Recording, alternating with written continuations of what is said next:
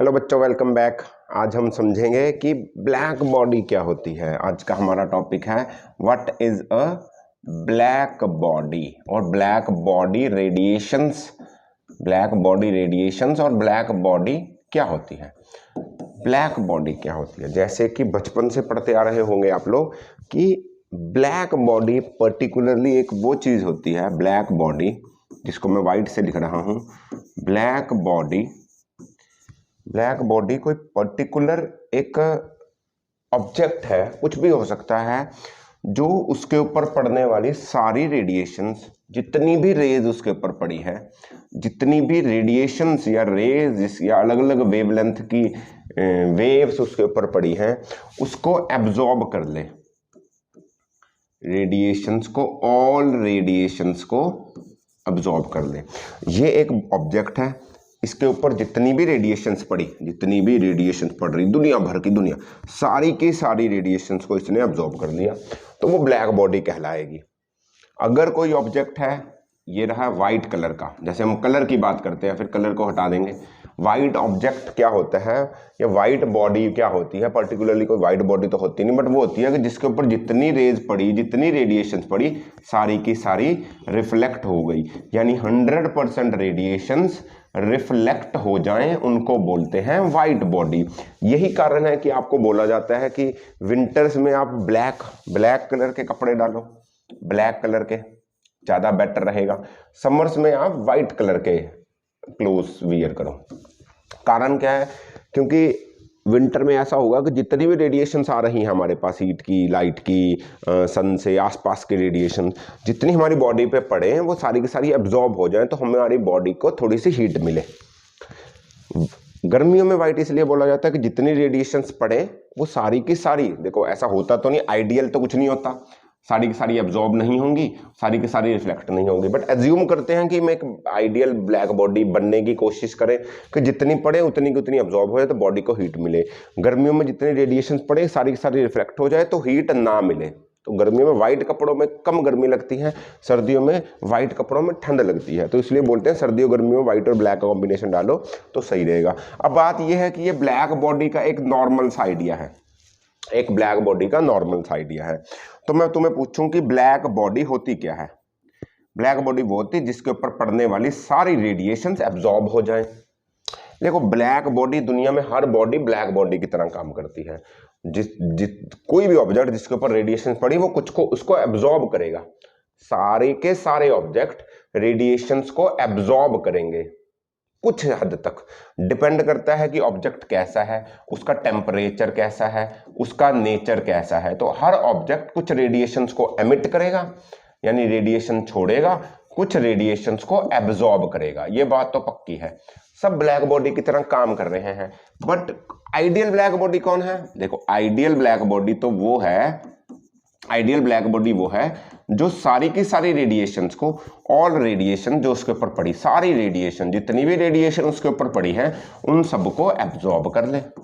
जितनी रेडिएशन उसके ऊपर पड़ी उन सबको एब्जॉर्ब कर ले, वो आपकी एक आइडियल ब्लैक बॉडी कहलाएगी। ऐसा होता नहीं है, हम ब्लैक बॉडी को आइडियल एज्यूम करते हैं, कोई परफेक्ट ब्लैक बॉडी है नहीं।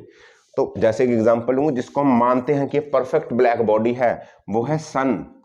सन को हम approximately equal to perfect black body मानते हैं। अब वो लोग, सर सन का कलर तो ब्लैक नहीं है, तो ये ब्लैक बॉडी कैसे हुई? देखो, कलर जरूरी नहीं है, किसी भी ऑब्जेक्ट का कलर ब्लैक हो वो ब्लैक बॉडी बनेगी, ऐसी कोई बात नहीं है, ऐसा कहीं पर नहीं लिख रखा। इसको ब्लैक बॉडी नाम इसलिए दे दिया गया क्योंकि इसकी जो प्रॉपर्टी है वो ब्लैक कलर के साथ मिलती थी।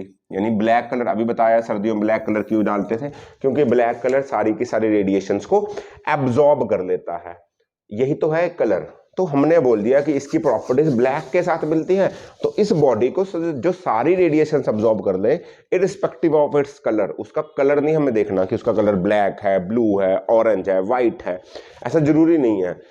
कलर ब्लैक नहीं होना चाहिए, ब्लैक बॉडी, कलर कोई भी हो सकता है। हाँ, ब्लैक कलर की बॉडी जो होगी वो ब्लैक बॉडी के ज्यादा पास पहुंच जाएगी। हर ब्लैक कलर की रेडिएशंस एमिट करने की, रेडिएशंस एब्जॉर्ब करने की कैपेसिटी अलग अलग होगी, क्योंकि वो टेम्परेचर पर भी डिपेंड करता है कि जो ब्लैक बॉडी है, मान लो एक कोई ऑब्जेक्ट है, मेरे पास कोई ऑब्जेक्ट है, ये और ये, इन दोनों का कलर बिल्कुल सेम है, दोनों का कलर बिल्कुल ब्लैक है। कौन सा black? Lamp black. Lamp black कौन सा होता है? लैंप ब्लैक एक कलर है जिसको जो कि मैं क्या बोलता हूँ, आपने मोमबत्ती के नीचे को, मोमबत्ती के ऊपर कोई चीज लगाओ तो उसके ऊपर उसके ब्लैक ब्लैक कार्बन जम जाएगा, है ना। ऑब्जेक्ट के ऊपर मोमबत्ती ऐसे लगाई तो यहाँ ब्लैक हो जाएगा, तो वो आपका लैंप ब्लैक कलर है। दोनों लैंप ब्लैक कलर है ना। तो दोनों का टेम्परेचर अलग है। इसका टेम्परेचर है मान लो 75 डिग्री सेल्सियस, एज्यूम कर रहा हूं इसका टेम्परेचर है मान लो 100 डिग्री सेल्सियस। तो कौन सी बॉडी ज्यादा रेडिएशंस को एब्जॉर्ब करेगी? ऑब्वियसली ये वाली बॉडी। टेम्परेचर पर डिपेंड करता है, टेम्परेचर पर वो चीजें डिपेंड करती है। तो ब्लैक बॉडी, जरूरी नहीं है कि ब्लैक हो, ब्लैक बॉडी का कलर कुछ भी हो सकता है। जैसे कि मैं अभी बोल के हटा हूं, सन एक परफेक्ट ब्लैक बॉडी है, यानी सन के ऊपर पड़ने वाली जितनी रेडिएशंस है वो सबको एब्जॉर्ब कर लेगी। सबको क्या कर लेगी? एब्जॉर्ब कर लेगी। अब यहां पर एक और बात समझने वाली है कि एक होती है चीज एमिशन, एक चीज होती है एमिशन, एक चीज होती है रिफ्लेक्शन। एक चीज होती है रिफ्लेक्शन। दोनों में क्या फर्क है एमिशन और रिफ्लेक्शन में? देखो, रिफ्लेक्शन ये होती है कि आपके ऊपर कोई रेडिएशन आई, टकराई और कुछ वापस चली गई, इसको बोलते हैं एमिशन। ये एक ऑब्जेक्ट है, इसके ऊपर रेडिएशंस आ रही हैं, ये कुछ को एब्जॉर्ब कर पा रहा है, कुछ को रिफ्लेक्ट कर रहा है, कुछ को वापस भेज रहा है, इसको बोलते हैं रिफ्लेक्शन। इसको बोलते हैं रिफ्लेक्शन। एक चीज होती है कि आपके ऊपर एक रेज आई, ये सारी की सारी एब्जॉर्ब होगी, बस इसके अलावा कुछ नई तरह की रेडिएशंस इसने एमिट कर दी। एमिट मतलब ये जो रेडिएशंस आई ये तो सारी की सारी एब्जॉर्ब हुई हैं, कुछ और रेडिएशन, कुछ नई वेवलेंथ की रेडिएशंस बॉडी से निकली है, ये वाली रेडिएशंस वापस नहीं गई। ये वाली जो रेडिएशन थी ये वापस नहीं रही, जो रेडिएशन निकली है उनकी वेवलेंथ डिफरेंट है, वो कुछ और वेवलेंथ की रेडिएशन है, इसको बोलते हैं एमिशन। इसको बोलते हैं एमिशन। तो एक बात और याद रखना कि जो ब्लैक बॉडी होती है ना, जो ब्लैक बॉडी होती है वो सारी रेस एब्जॉर्ब करती है, इसका मतलब है कि कुछ भी एमिट नहीं करेगी, ये बात गलत है। ब्लैक बॉडी एमिशन भी करती है, ब्लैक बॉडी कुछ रेडिएशंस एमिट भी करती है। एमिट का मतलब मैं दोबारा बोलूंगा, एमिशन का मतलब ये नहीं है कि जो रेडिएशंस उसके ऊपर पड़ी उसने वो वापस भेज दी, नहीं, जो रेडिएशन उसके ऊपर बाहर से आई हैं वो तो उसने सारी की सारी अब्जॉर्ब कर ली, बट उसके अंदर से कुछ रेडिएशंस एमिट हुई है अलग वेवलेंथ की, जो ये आई थी उनसे कुछ लेना देना नहीं है, वो तो सारी की सारी अब्जॉर्ब कर देगा। कुछ और तरह की रेडिएशंस एमिट हुई हैं, एमिट मतलब रिफ्लेक्ट नहीं हुई, उसके अंदर से नई जनरेट होकर निकली हैं रेडिएशंस, ठीक है। हर एक बॉडी, अच्छा हर एक ऑब्जेक्ट दुनिया में, हर एक ऑब्जेक्ट या हर एक बॉडी कुछ ना कुछ रेडिएशंस एमिट करती हैं, कुछ ना कुछ रेडिएशंस को एमिट करती हैं, ये बात याद रखना। कोई भी बॉडी हो इररिस्पेक्टिव ऑफ इट्स टेम्परेचर, यानी हाँ डिपेंड तो करेगा कि टेम्परेचर ज्यादा है कम है तो वो ज्यादा कम रेडिएशन एमिट करेगी, बट कोई भी ऑब्जेक्ट है, मैं तुम, ब्लैक बोर्ड, फोन, टेबल, कुर्सी, सब कुछ ना कुछ रेडिएशन एमिट कर रहे हैं, कुछ ना कुछ रेडिएशन एमिट कर रहे हैं। कोई ज्यादा रेडिएशन एमिट कर रहा है, कुछ कम रेडिएशन एमिट कर रहा है। यहां पर मेरे पास बहुत सारी चेयर्स पड़ी हैं, सोफा पड़ा है, टेबल पड़ा है, इनका नेचर अलग है, सोफे का नेचर अलग, कुर्सी का प्लास्टिक अलग, मेरा नेचर अलग, तो हम तीनों लोग या हम तीनों थिंग्स अलग अलग नेचर की रेडिएशंस को एमिट करते हैं, यानी कि एमिशन है, जो रेडिएशन एमिट करना है वो डिपेंड करता है नेचर पर। दूसरी बात, अगर दो ऑब्जेक्ट सेम हो, दो कुर्सियां हैं, दोनों का टेम्परेचर अलग अलग हो, नेचर तो सेम है, टेम्परेचर एक का T1 है, एक का T2 है, T2 is greater than T1, assume कर लो दो ऑब्जेक्ट्स हैं जिनका टेम्परेचर 2 है, T1 is greater than T2, ये एक ऑब्जेक्ट है T1 पे, ये एक ऑब्जेक्ट है T2 पे, अब नेचर सेम है, तो जो T1 है जिसका टेम्परेचर ज्यादा है वो ज्यादा रेडिएशंस एमिट करेगी, उसमें से जो निकलने वाली रेडिएशंस है वो ज्यादा हो जाएंगी। जैसे जैसे टेम्परेचर बढ़ता रहता है ऑब्जेक्ट का या बॉडी का, वो ज्यादा रेडिएशंस एमिट करते हैं।